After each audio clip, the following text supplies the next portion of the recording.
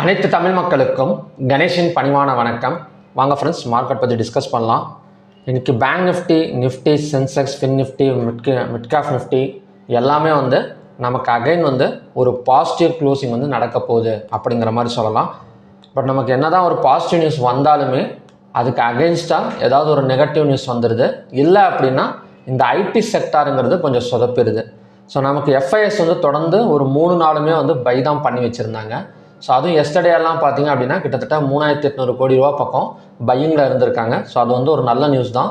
இருந்தாலுமே இந்த ஐடி செக்டாருங்கிறது காலையிலேயே ஒரு 3% பக்கம் நமக்கு டவுன் ஆயிடுச்சு. இல்லை அப்படின்னா நிஃப்டியெல்லாம் இன்றைக்கி நல்ல ஒரு கேப் அப் ஓப்பனிங் விழுந்திருக்கும்.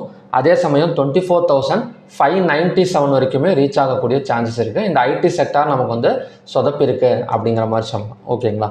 ஸோ பார்க்கலாம். இப்போ மண்டே ஓப்பன் ஆகக்கூடிய மார்க்கெட் எப்படி மூவ்மெண்ட்டு கொடுக்கும், எந்த இடத்துல சப்போர்ட் அண்ட் ரெசிஸ்டன்ஸ் எடுக்கும்னு பார்க்கறதுக்கு முன்னாடி நாம் ஒரு சில நியூஸ் அண்ட் டேட்டாஸை பார்த்துட்டு இதை டிஸ்கஸ் பண்ணலாம். ஓகே, இதில் ஃபஸ்ட்டு ஹமாஸ் ஆயுதம் ஒப்படைப்பு ஒப்பந்தம் அப்படின்னு சொல்லிட்டு ட்ரம்ப் ஒரு நியூஸ் வெளியிட்டிருக்கிறாரு. ஓகேங்களா? ஸோ இந்த ஹமாஸ் ஆயுதப்படை எங்கே இந்த வார் நடந்துட்டுருக்குன்னா காசா வார்னு கேள்விப்பட்டிருப்பீங்க. ஸோ இந்த காசாங்கிற ஒரு இடத்துல வார் நடந்துட்டுருக்கு. யாருக்கு அப்படின்னா இந்த ஹமாஸுக்கும் அதுக்கப்புறம் பார்த்திங்க அப்படின்னா இஸ்ரேலுக்கும். ஓகேங்களா? ஸோ இப்போ ட்ரம்ப் என்ன சொல்லியிருக்காரு அப்படின்னா இந்த ஹமாஸ் ஆயுதம் அவங்கக்கிட்ட இருக்கிற ஆயுதங்களை கொஞ்சம் கொஞ்சமாக ஒப்படைக்கிறேன்னு சொல்லிட்டு ஒரு அக்ரிமெண்ட் போட்டிருக்கோம் நாங்கள் அப்படிங்கிற மாதிரி சொல்லியிருக்கிறாரு. ஸோ இந்த ஹமாஸை பற்றி சொல்லணும் அப்படின்னா இவங்க ஒரு பயங்கரவாத அமைப்பு அப்படின்னு சொல்லி பேசிகிட்டு இருக்கிறாங்க. ஸோ அது மட்டும் இல்லாமல் வார் நடக்கிற இடத்துல இவங்க ஆயுதங்களை சப்ளை பண்ணிகிட்ருக்கிறாங்க அப்படின்னு சொல்லியிருக்கிறாங்க. ஓகேங்களா? ஸோ இப்போ இவங்க அவங்ககிட்ட இருக்கிற ஆயுதங்களை ஒப்படைக்க போகிறோன்னு சொல்லிட்டு ட்ரம்ப் சொல்லியிருக்கிறாரு. பட் இருந்தாலுமே அது என்ன சொல்கிறது அப்படின்னா ஒரு ஃபுல் அக்ரிமெண்ட்டாக ஒரு கிரியேட் ஆகிருக்கா அப்படின்னா கிடையாது. ஸோ இஸ்ரேலும் பார்த்திங்க அப்படின்னா ஸோ நாங்களும் இதை பற்றி தான் பேசிகிட்டு இருக்கிறோம், ஸோ இது நடந்ததுன்னா ரொம்ப சந்தோஷம் அப்படிங்கிற மாதிரி சொல்லியிருக்கிறாரு. ஸோ இந்த அக்ரிமெண்ட் படி நடந்துச்சு அப்படின்னா ஆயுதங்கள் அவங்க கொஞ்சம் கொஞ்சமாக கொடுக்குறப்ப நமக்கு வார் நிற்கிறதுக்கான சான்சஸ் இருக்குது அப்படிங்கிற மாதிரி ஒரு நியூஸ் வந்திருக்கு. பட் இந்த நியூஸை ஃபுல்லாக டீப்பாக போகிறப்ப நிறையா எனக்கும் பார்த்திங்க அப்படின்னா நிறையா குழப்பங்கள் இருக்குது. ஓகேங்களா? ஏன்னா நம்ம இது வரைக்கும் பார்த்திங்க அப்படின்னா ஈரான், இஸ்ரேல், அமெரிக்கா இந்த 3 வாரம் பற்றி தான் நிறையா டிஸ்கஸ் பண்ணிகிட்டு இருக்கிறோம். நிறையா நியூஸும் வந்துட்டுருக்கு. ஸோ இதை தாண்டி இப்போ காசா வார்னு உள்ளார போகிறப்ப இதில் நிறைய அமைப்புகள், அதுக்கப்புறம் பார்த்திங்கன்னா இஸ்ரேலோட ஆதி காலத்து சண்டை இதெல்லாம் பார்த்திங்கன்னா நிறைய போயிட்டுருக்கு. பட் இந்த நியூஸ் படி கொஞ்சம் பாசிட்டிவ் எடுத்திருக்கு குளோபல் ஸ்டாக் எக்ஸ்சேஞ்சு அப்படிங்கிறத நாம் அந்தளவுக்கு பார்த்தா போதுமே தவிர ஸோ இதை விட இன்னும் டீப்பாக எனக்கும் பார்த்திங்க அப்படின்னா இதை எக்ஸ்பிளைன் பண்ண தெரியல. ஓகேங்களா? ஸோ பார்க்கலாம். நெக்ஸ்ட்டு ட்ரம்ப் இப்போ மறுபடியும் ஆரம்பிச்சிட்டாரு. இதுக்கு முன்னாடி H1 விசாவுக்கு $1 லட்சம் சொல்லியிருந்தார். ஸோ கோர்ட்டு கூப்பிட்டு அப்படியெல்லாம் பண்ணக்கூடாதுங்க, அதெல்லாம் ரொம்ப தப்பு, $1 லட்சம் சொன்னீங்க அப்படின்னா யாரும் அமெரிக்கா பக்கமே வரமாட்டாங்க, அப்புறம் என்ன தான் பண்ணுறது அப்படிங்கிற மாதிரி கோர்ட் ஒரு அட்வைஸ் பண்ணி அனுப்புனது. இப்போ மறுபடியும் என்ன சொல்லியிருக்காரு அப்படின்னா அமெரிக்காவில் படித்த பிறகு வேலை, அதாவது நான் அமெரிக்காவில் நீங்கள் படிச்சிங்க அப்படின்னா அங்கேயே வேலை செஞ்சிடலாம், செட்டில் ஆகிடலாம் அப்படிங்கிற மாதிரி நினச்சிட்டு இருந்தோம். இப்போ படிக்கிற வரைக்கும் ஓகே, பட் நீங்கள் வேலைக்கு போகணும், அங்கேயே நீங்கள் வேலை செய்யணும் அப்படின்னா $1 லட்சம் ஓபிடி கட்டணம் அவங்க செலுத்தணும் அப்படிங்கிற மாதிரி சொல்லியிருக்காங்க. ஸோ இது பார்த்தீங்க அப்படின்னா F1 ஸ்டூடெண்ட் விசாவில் படிக்கிற பசங்களுக்கு இது கண்டிப்பாக நீங்கள் கட்டிட்டு தான் அங்கே வேலை செய்யணும் அப்படிங்கிற மாதிரி ஒரு திட்டத்தை கொண்டு வர போகிறாங்க. ஸோ இதுக்கு முன்னாடி H1B விசா அந்த டைமில் பார்த்திங்க அப்படின்னா ஐடி செக்டார் ரொம்பவே டவுன் ஆனது பார்க்கலாம். இதை பேஸ் பண்ணி எந்த செக்டார் இறங்க போகுது அப்படின்னு. ஸோ அது மட்டும் இல்லாமல் இந்த கூகுள், மைக்ரோசாஃப்ட், அமேசான் போன்ற நிறுவனங்கள் என்ன சொல்லுவாங்கன்னா வெளிநாட்டு பட்டதாரிகளை பணியமர்த்த சிரமம் அப்படிங்கிற மாதிரி சொல்கிறாங்க. ஸோ இது நடைமுறைக்கு வந்தது அப்படின்னா ஸோ நீ இப்போ இந்தியாவில் சைனா, ஜப்பான் இந்த மாதிரி அங்கே பசங்க படிக்கிறாங்கன்னு வச்சுக்கோங்களேன். ஸோ அவங்கள கம்பெனி தான் அந்த ஓபிடி கட்டணத்தை செலுத்தி வேலைக்கு எடுத்துக்கிற மாதிரி இருக்கும். ஓகேங்களா? ஏன்னா பசங்க செலுத்தி இது பண்ண முடியாது, கம்பெனி தான் அந்த பொறுப்பை ஏற்றுக்கிற மாதிரி இருக்கும். ஸோ அப்படி கம்பெனி ஏற்றுக்கிறப்ப கண்டிப்பாக அது ரொம்ப சிரமமாக போயிடும். இதில் எந்தெந்த செக்டார்ஸ் ரொம்ப பாதிக்கும் அப்படின்னா சொல்லவே தேவையில்லை. ஃபஸ்ட்டு இந்த மாதிரி நியூஸுக்கெல்லாம் அடி வாங்குறது ஐடி செக்டார் தான். ஸோ அதுக்கப்புறம் கூகுள், மைக்ரோசாஃப்ட், அமேசான் ஸோ இந்த மாதிரி இண்டஸ்ட்ரீஸ் எல்லாம் கொஞ்சம் டவுன் ஆகக்கூடிய சான்சஸ் இருக்குது அப்படிங்கிறாங்க. ஸோ இவர் வாரத்துக்கு ஒரு தடவை ஏதாவது இந்த மாதிரி ஒன்று ஸ்டார்ட் பண்ணியிருக்கிறாரு. இந்த வாரம் கட்டணம், அடுத்த வாரம் டேரிஃபு, நடுவில் வாரு. ஸோ இப்படி தான் இவரோட அரசியல் வாழ்க்கையே போயிட்டுருக்கு அப்படிங்கிற மாதிரி சொல்லலாம். ஓகேங்களா. நெக்ஸ்ட்டு வந்து நம்ம இப்போதைக்கு இது வரைக்கும் பார்த்திங்க அப்படின்னா ஸோ நமக்கு வந்திருக்கிற ஒரு நியூஸ் பேசிக்ஸுங்கிறது இதுதான். சாட்டர்டே சண்டே இன்னும் பாக்கி இருக்குது. ஸோ அந்த டைமில் இந்த வார் நியூஸு ஸோ இந்த மாதிரி நியூஸஸ் எல்லாம் நாங்கள் எப்படிங்க தெரிஞ்சுக்கிறது அப்படின்னா சண்டே வந்து மார்னிங்கில் வந்து ஒரு வீக்லி ரிப்போர்ட் வீடியோ போடுறேன். ஸோ அதுலேயும் பார்த்திங்க அப்படின்னா எனக்கு தெரிஞ்ச அளவுக்கு நியூஸ் எடுத்து ஸோ அதுலேயும் வந்து நான் எக்ஸ்பிளைன் பண்ணுறேன். அதுவுமே வாட்ச் பண்ணுங்கள், ரொம்ப யூஸ்ஃபுல்லாக இருக்கும். ஓகே, நெக்ஸ்ட்டு வந்து stock heat map. Stock heat மேப்பில் இன்றைக்கி ரொம்ப நல்ல பெர்ஃபார்மன்ஸ் பண்ணது எது அப்படின்னா பஜாஜ் ஃபினான்ஸ் அப்படிங்கிற மாதிரி சொல்லலாம். ஸோ பஜாஜ் ஃபினான்ஸ்க்கெல்லாம் கிட்டத்தட்ட ஒரு 8.5% பக்கம் பாசிட்டிவில் வந்திருக்கு. பஜாஜ் ஃபின்ஸாவும் பார்த்திங்க அப்படின்னா ஒரு 7% பக்கம் பாசிட்டிவில் வந்திருக்கு. சரிங்க, இந்த ஃபெட் ரேட் கட் வந்து அன்சேஞ்சு பண்ணியிருக்கறனால இந்த ரெண்டுமே பாசிட்டிவில் வந்திருக்கா, இந்த ஃபினான்ஸ் வந்து பாசிட்டிவில் வந்திருக்கா அப்படின்னு கேட்டிங்கன்னா அது ஒரு காரணம்னு சொல்லலாம். இன்னொன்று என்ன அப்படின்னா அதோட குவார்ட்டர்லி ரிசல்ட்ஸ் எல்லாம் நல்லாவே பர்ஃபார்மன்ஸ் வந்து கொடுத்துருக்கு. ஸோ இந்த ரெண்டுமே ஒட்டுக்காக சேரவும் இந்த bank Nifty and fin Nifty stocks எல்லாம் பார்த்திங்க அப்படின்னா நல்லாவே க்ரோத் ஆகிருக்கு. அதான் இன்றைக்கி சொதப்பினது என்ன அப்படின்னா ஐடி செக்டார் தான். ஸோ ஐடி செக்டார் மட்டும் ஒரு 3% டவுன் ஆகாமல் கொஞ்சம் ஒரு பர்சன்டேஜ் பாசிட்டிவில் ஓப்பன் ஆகுதுன்னு வச்சுக்கோங்களேன். இன்றைக்கெல்லாம் ஒரு ஒன் சைடு ரேலி கூட நாம் வந்து எதிர்பார்த்துட்டு இருக்கலாம். பட் இந்த ஐடி செக்டார் டவுன் ஆனதுனால ஓப்பன் இன்ட்ரெஸ்ட்டும் பார்த்திங்க அப்படின்னா நமக்கு கொஞ்சம் வந்து சொதப்பின மாதிரி போயிருக்கு. நெக்ஸ்ட்டு மற்றபடி எல்லாமே வந்து அதான் சொல்லலாம், ஒரு நியூட்ரல் மார்க்கெட் தான், ஒரு 50% மார்க்கெட் தான் இன்றைக்கி வந்து நடந்திருக்கு. ஸோ குளோபல் மார்க்கெட் இண்டெக்ஸ் வந்து எம்எஸ்சி பார்த்திங்க அப்படின்னா ஒரு 10 பாயிண்ட். நான் இப்போ சொன்ன அந்த நியூஸ் மூலம் தான், இந்த ஹமாஸ் ஆயுதங்கள் ஒப்படைப்பு அக்ரிமெண்ட். ஸோ இந்த நியூஸ் மூலயமா நமக்கு வந்து ஒரு 10 பாயிண்ட் வந்து மேலே வந்துட்டுருக்கு. ஸோ இந்த வார் நின்றுடும் அப்படிங்கிற ஒரு செய்தி, அவ்வளோதான். இது வந்து நின்றுடுச்சா, கொடுத்துட்டாங்களா, ஆயுதங்களை ஒப்படைச்சிட்டாங்களா, அதெல்லாம் எதுவுமே கிடையாது. அந்த நியூஸ் வந்திருக்கு, சரி வார் நின்றுடும் அப்படிங்கிற ஒரு செய்தி மூலயமா கச்சா எண்ணெய் அதாவது க்ரூட் ஆயிலெல்லாம் நமக்கு கொஞ்சம் டவுனில் போயிட்டுருக்கு. காலையில் கொஞ்சம் டவுனில் இருந்தது. இப்போ வந்து பார்த்திங்கன்னா எம்எஸ்சி குளோபல் இண்டெக்ஸ் ஒரு 10 பாயிண்ட் வந்து பாசிட்டிவில் போயிட்டுருக்கு. அடுத்தது வந்து ஓப்பன் இன்ட்ரெஸ்ட் டேட்டா பார்த்திங்க அப்படின்னா ஒரு ஈக்குவல் தான். ஸோ காலையில் கொஞ்சம் ஸ்டார்டிங்கில் ஒரு புட் ஆப்ஷனை பை பண்ணியிருக்கிற மாதிரி இருந்தது. ஸோ அதுக்கப்புறம் ஒரு கால் ஆப்ஷனு அப்படியே போக பார்த்திங்க அப்படின்னா அதோட வால்யூம் கேஷ் ஃப்ளோ வந்து குறைஞ்சி நமக்கு ரெண்டு பக்கமே வந்து ஒரு ஈக்குவல் சைடு தான் க்ளோஸ் ஆக போகுதுன்னு சொல்லலாம். என்எஸ்சியில் எடுத்துக்கிட்டோம் அப்படின்னா 3360 ஸ்டாக்ஸ் வந்து ட்ரேட் ஆகிருக்கு.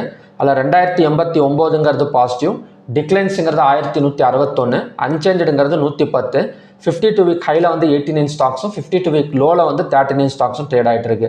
கிட்டத்தட்ட நெகட்டிவாக கம்பேர் பண்ணுறதோட இன்னமும் வந்து பாசிட்டிவ் தான் அதிகமாக இருக்குது அப்படிங்கிற மாதிரி சொல்லலாம். அப்பர் சர்க்கிளில் 99, லோயர் சர்க்கிளில் 63. செக்டார் வைஸ் க்ளோசிங்கில் டாப்பில் இருக்கிறது பார்த்திங்க அப்படின்னா நமக்கு ஆட்டோ செக்டாரும் ஃபினான்ஸ் செக்டார் அப்படிங்கிற மாதிரி சொல்லலாம். இந்த பஜாஜ் ஃபினான்ஸ் எல்லாம் ஒரு 8%, 9% எல்லாம் மேலே வந்திருக்கு. இது வந்து திங்கக்கிழமை மறுபடியும் ஏறுமா அப்படின்னு கேட்டிங்க அப்படின்னா ப்ராஃபிட் புக்கிங் நடக்கிறதுக்கும் சான்சஸ் வந்து இருக்குது. ஓகேங்களா, ஏன்னா ஒரு 10% இந்த மாதிரியெல்லாம் ஏறுறப்ப ப்ராஃபிட் புக்கிங் நடக்கும். அதனால் பிவோட் பாயிண்ட்டுங்கிறத லைனை ட்ராப் பண்ணி வச்சுக்கோங்க. ஸோ அந்த பிவோட்டுக்கு மேலே தான் எப்படி ஓப்பன் ஆகும், உடனே நாம் போயிட்டு அந்த இடத்துல பர்ஃபார்மன்ஸ் பண்ணுறத விட கொஞ்சம் கீழே இறங்கி அந்த பிவோட் லைன் டச் பண்ணுற இடத்துல ஒரு என்ன சொல்கிறது அப்படின்னா சப்போர்ட், அந்த இடத்துல ஒரு சப்போர்ட் எடுத்துக்கிட்டோம் அப்படின்னா நமக்கு ஒரு நல்ல என்ட்ரி வந்து அந்த இடத்துல கிடைக்கும் பேப்பர் ட்ரேடிங் பண்ணுறதுக்கு. ஓகேங்களா, எஃப்எம்சிஜி டவுனாக இருக்குது. ஐடி செக்டார் 1.73% வந்து டவுனாக இருக்குது. நிஃப்டி ப்ரைவேட் பேங்க் வந்து நமக்கு வந்து டவுனாக இருக்குது. ஸோ மற்றது எல்லாமே வந்து நமக்கு வந்து ஒரு பாசிட்டிவ் தான். அடுத்தது வந்து ஹைவேட்டேஜ் ஸ்டாக்ஸ் எடுத்துக்கிட்டோம் அப்படின்னா HDFC, ICICI bank, TCS, Infosys, Sun Pharma. So இதெல்லாம் பார்த்திங்கன்னா நெகட்டிவ். ஸோ மற்றபடி State Bank of India, Reliance, எம்என்டம், ஸ்ரீராம் ஃபைனான்ஸ், ஸோ இதுவுமே பார்த்திங்கன்னா ஒரு நியூட்ரல் தான். எந்த பக்கமும் வந்து ஒரு ஹைவேட்டேஜ் ஸ்டாக்ஸ் வந்து பெருசாகவும் பெர்ஃபார்மன்ஸ் பண்ணிடல, ரொம்ப லோவாகவும் பெர்ஃபார்மன்ஸ் பண்ணிடல, ஒரு ஈக்குவல் பேலன்ஸில் தான் இருக்குது. ஓகேங்களா, ஸோ இது என்னங்க 10 ஸ்டாக்ஸ் மட்டும் எடுத்து வச்சு ஹைவேட்டேஜ்னு சொல்கிறீங்க அப்படின்னா அதாவது ஒவ்வொரு செக்டாருக்குன்னு ஒவ்வொரு ஹைவேட்டேஜ் ஸ்டாக்ஸ் இருக்குங்க. ஓகேங்களா, அந்த அதாவது நம்ம முக்கியமாக பார்க்கக்கூடியது banking and finance sector. So அதுக்கப்புறம் பார்த்திங்க அப்படின்னா எனர்ஜி செக்டாரில் ரிலையன்ஸ் தான் ஹைவேட்டேஜ் ஸ்டாக்ஸு. அப்புறம் ஆட்டோ செக்டாரில் மாருதி, எம்என்டம் தான் ஹைவேட்டேஜ் ஸ்டாக்ஸு. ஸ்ரீராம் ஃபைனான்ஸு, அப்புறம் ஐடி, ஃபார்மா. ஸோ இதெல்லாம் பார்த்திங்க அப்படின்னா ஹைவேட்டேஜ் ஸ்டாக்ஸ். ஸோ இந்த ஹைவேட்டேஜ் ஸ்டாக்ஸை நம்ம வாட்ச் பண்ணாலே போதும். அந்த செக்டார் வந்து ஒரு மேலேயும் கீழே வரப்போ ஆட்டோமேட்டிக்காக நிஃப்டி, பேங்க் நிஃப்டி இதெல்லாம் பார்த்திங்கன்னா பர்ஃபார்மன்ஸ் கொடுக்கும். டாப் கைனர்ஸ்னு எடுத்துக்கிட்டோம் அப்படின்னா Bajaj finance, Bajaj Finserv, Jio finance, எம்என்டம், அதானி போர்ட்ஸ் இதெல்லாம் பார்த்திங்கன்னா டாப் கைனர்ஸ். டாப் லூசர்ஸுங்கிறது TCS, Max Health, Infosys, Eternal, ITC இதெல்லாம் பார்த்திங்க அப்படின்னா டாப் லூசர்ஸுக்கான ஸ்டாக்ஸ். ஓகே, நெக்ஸ்ட்டு வந்து நம்ம லெவல்ஸ் பார்க்கலாம். இப்போ நிஃப்டி எடுத்துக்கிட்டால் இந்த ட்ரெண்ட் லைனை எப்போ பிரேக் அவுட் பண்ணதோ ஸோ அந்த இடத்துல இருந்து நமக்கு மேலே தான் வந்துட்டுருக்கு.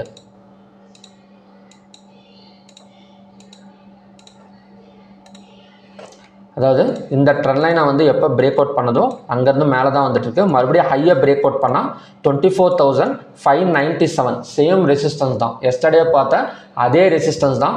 என்ன நமக்கு இன்றைக்கே போயிருக்க வேண்டியது, ஆனால் அந்த அளவுக்கு போகலை. அதுக்கு காரணம் தான் சொல்லியிருந்தாலும் இப்போ ஐடி செக்டர் கொஞ்சம் டவுனில் இருக்குது அப்படின்னு. 24,597 வரைக்கும் ரீச் ஆகலாம். கொஞ்சம் கீழே இறங்கினா கூட நெக்ஸ்ட் சப்போர்ட்டுங்கிறது 24,134. ஓகேங்களா. அடுத்தது வந்து பேங்க் நிஃப்டி. இப்போ பேங்க் நிஃப்டி எல்லாம் எடுத்துக்கிட்டோம் அப்படின்னா பை சைடு பிரேக் அவுட்னு தான் சொல்லியிருந்தேன் எக்ஸ்டர்டே. ஸோ எக்ஸ்டர்டே வந்து என்ன மாதிரி பார்த்துருந்தோம் அப்படின்னா இந்த இடம் வந்து ஒரு பை சைடு பிரேக் அவுட் அப்படிங்கிற மாதிரி சொல்லியிருந்தோம். இதுக்கு மேலே தான் ஒரு பை சைடு கன்ஃபர்மேஷன் வந்து கொடுத்துருக்கு. ஓகேங்களா. ஸோ அகைன் ஒரு 57,332 பிரேக் அவுட் பண்ணால் கண்டினியூஸாக இந்த ட்ரெண்ட் லைன் வரைக்கும் வரதுக்கு சான்சஸ் இருக்குது. ஒரு 58,000 வரைக்கும் ரீச் ஆகக்கூடிய சான்சஸ் இருக்குது. நடுவில் இந்த ட்ரம்ப் பூந்தோ இல்லை ஈரான் பூந்தோ ஏதாவது ஒரு நெகட்டிவ் நியூஸை கொடுத்தாங்க அப்படின்னா ஒரு கேப்பை விழுந்தால் கூட 56,828 தான் நெக்ஸ்ட்டு சப்போர்ட் ஜோன். அடுத்தது வந்து சென்செக்ஸ். இப்போ சென்செக்ஸ் வந்து பார்த்தீங்க அப்படின்னா சேம் அதே தான்.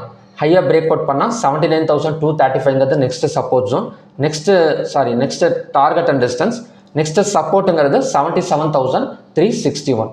அடுத்தது வந்து fin Nifty. So fin Nifty ஹையாக பிரேக் அவுட் பண்ணால் 26,901 ரெசிஸ்டன்ஸ்.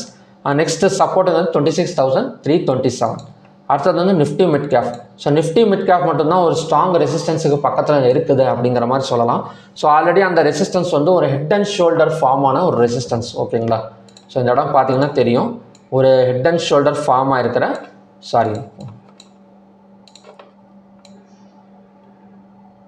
ஒரு ஹெட் அண்ட் ஷோல்டர் ஃபார்ம் பண்ணி பிரேக் அவுட் எடுத்து நமக்கு கீழே இறங்கிட்டு இருக்கு. மறுபடியும் அதே ரெசிஸ்டன்ஸ்க்கு வந்துருக்கு. So 14,830 strong resistance.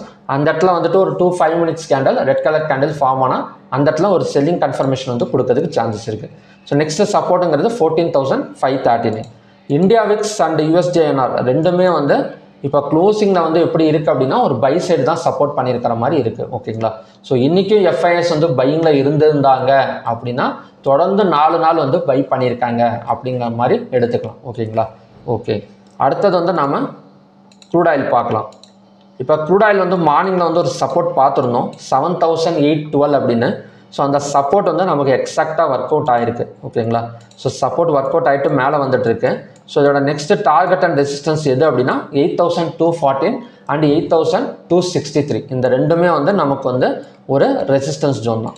ஸோ அந்த இடம் வந்ததுக்கப்புறம் 2-15 minutes candle red colour candle form ஆனால் ஒரு செல் சைடு கன்ஃபர்மேஷன் வந்து நமக்கு வந்து கிடைக்கும். அடுத்தது வந்து நேச்சுரல் கேஸ். இப்போ நேச்சுரல் கேஸ் பார்த்திங்க அப்படின்னா அதுவுமே பை தான். இந்த இடத்துல பார்த்திங்க அப்படின்னா ட்ரெண்ட் லைன் பிரேக் அவுட் எடுத்தது சப்போர்ட் எடுத்துகிட்டு மேலே தான் வந்துட்டு இருக்கு. மறுபடியும் பார்த்திங்க அப்படின்னா நெக்ஸ்ட் டார்கெட் அண்ட் டிஸ்டன்ஸுங்கிறது 271.5. நெக்ஸ்ட்டு சப்போர்ட்டுங்கிறது 257.7. கோல்டு அண்ட் சில்வர் எல்லாம் என்னங்க ஆகுதுன்னா கோல்டு நமக்கு வந்து செல்லிங் ப்ரெஷரில் தான் போயிட்டுருக்குங்க. ஸோ கோல்டை பொறுத்த வரைக்கும் 4,116 டபுள் டாப் எடுத்துகிட்டு நமக்கு கீழே தான் இறங்கிட்டு இருக்கு. ஸோ நெக்ஸ்ட்டு சப்போர்ட் மட்டும் பார்த்துக்கலாம் கோல்டில். ஏன்னா நமக்கு அடுத்த சப்போர்ட் வந்து இந்த கேப் ஃபில்லிங் சப்போர்ட்டை தான் நான் எடுத்திருக்கேன். ஸோ 1,43,402. இங்கே வந்ததுக்கப்புறம் 2-15 minutes candle green colour candle form ஆனால் அகைன் வந்து 1,44,226 வரைக்கும் வரத்துக்கு சான்சஸ் இருக்குது. ஓகேங்களா. நெக்ஸ்ட்டு வந்து சில்வர். ஸோ சில்வரும் ஆல்மோஸ்ட் நமக்கு கொஞ்சம் செல்லிங் ப்ரெஷர் தான். இப்போ மார்னிங்கில் நம்ம வந்து சப்போர்ட் அப்படின்னு பார்த்துடணும். பட் அந்த மாதிரி நடக்கலை, கீழே தான் இறங்கிட்டு இருக்கு. ஸோ லோவர் பிரேக் அவுட் பண்ணால் 2,14,850 வரைக்கும் வரதுக்கு சான்சஸ் இருக்குது. ஸோ அப்படி இல்லாமல் கோல்டு மாதிரியே இது ரிவர்ஸ் ஆகிடுச்சுன்னு வச்சுக்கோங்களேன். இந்த 2,19,008 மேலே 15 மினிட்ஸ் க்ளோஸ் ஆனால் மட்டும் அகைன் வந்து பை சைடு வந்து ஃபோக்கஸ் பண்ணலாம். இல்லைனா அது வரைக்கும் வந்து செல்லிங் தான் சில்வரை பொறுத்த வரைக்கும். அடுத்தது வந்து காப்பர். ஸோ காப்பர் எக்ஸாக்டாக ஒரு நல்ல ரெசிஸ்டன்ஸ் எடுத்திருக்கு. ஏன்னா இந்த ரெசிஸ்டன்ஸ் இதுக்கு முன்னாடி எப்போ எடுத்தது அப்படின்னா ஜூலை 23 எடுத்தது. ஸோ அகைன் இப்போ வந்து ஒரு ட்ரிபிள் டாப் ரெசிஸ்டன்ஸ் வந்து எடுத்திருக்கு. ஸோ நெக்ஸ்ட் டார்கெட் இது ஒர்க் அவுட் ஆனது அப்படின்னா 1,332.85 தான் நெக்ஸ்ட் டார்கெட் அண்ட் சப்போர்ட். ஓகேங்களா. ஸோ ஓகே ஃப்ரெண்ட்ஸ், இதுதான் பார்த்தீங்கன்னா இன்னைக்கான கண்டிஷன்ஸ். ஸோ நிஃப்டி ஐடி நமக்கு கீழே இறங்கினா கூட அகைன் வந்து நமக்கு வந்து மேலே தான் போயிட்டுருக்கு.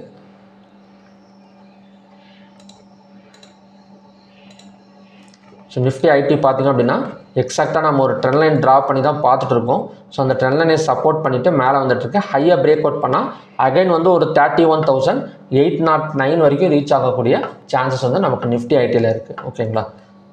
ஸோ ஓகே ஃப்ரெண்ட்ஸ், இதுதான் பார்த்தீங்கன்னா மண்டேக்கான கண்டிஷன்ஸ். நான் சாட்டர்டே சண்டே அதில் ஏதாவது நியூஸஸ் வந்து இருந்தால் அதை கலெக்ட் பண்ணி நான் சண்டே வந்து ஒரு வீடியோ வந்து அப்லோட் பண்ணுறேன். ஸோ அதையுமே வந்து வாட்ச் பண்ணுங்க. ஓகேங்களா. இப்போ 1 மந்த் ஆன்லைன் கிளாஸ்னு ஒன்று நடந்துட்டுருக்கு. அதாவது இந்த மந்த் வந்து முடிஞ்சிச்சு. இப்போ ஆகஸ்ட் மந்த் வந்து பார்த்திங்க அப்படின்னா மண்டேலேருந்து ஸ்டார்ட் ஆக போகுது. ஓகேங்களா? ஸோ இந்த 1 மந்த் ஆன்லைன் கிளாஸில் வந்து எல்லாமே பேசிக்ஸ்லேருந்து ஒரு ப்ரொஃபஷனல் வரைக்குமே எல்லா டாபிக்ஸுமே கவர் ஆகிடும். ஸோ இதோட சிலபஸ் வேணும், எந்தெந்த டாபிக்ஸ் வேணும் அப்படின்னு நீங்கள் வேணும் அப்படின்னு நினச்சிங்க அப்படின்னா வீடியோ டிஸ்கிரிப்ஷனில் வந்து வாட்ஸ்அப் நம்பரோட லிங்க்கும் கொடுத்துருங்க, நம்பரும் கொடுத்துருங்க. ஸோ மெசேஜ் பண்ணி டீட்டெயில்ஸ் கேட்டு தெரிஞ்சுக்கோங்க. ஸோ அடுத்த பேட்ச் வந்து ஆகஸ்ட் 3 அன்றைக்கி ஸ்டார்ட் ஆக போகுது. ஸோ இன்ட்ரெஸ்ட் இருக்கிறவங்க நீங்கள் மெசேஜ் பண்ணி டீட்டெயில்ஸ் கேட்டு தெரிஞ்சுக்கலாம். ஸோ ஓகே ஃப்ரெண்ட்ஸ், மறுபடியுமே பார்த்தீங்க அப்படின்னா இன்னொரு நல்ல ப்ரிடிக்ஷன் வீடியோவில் நான் உங்களை மீட் பண்ணுறேன். Thank you very much.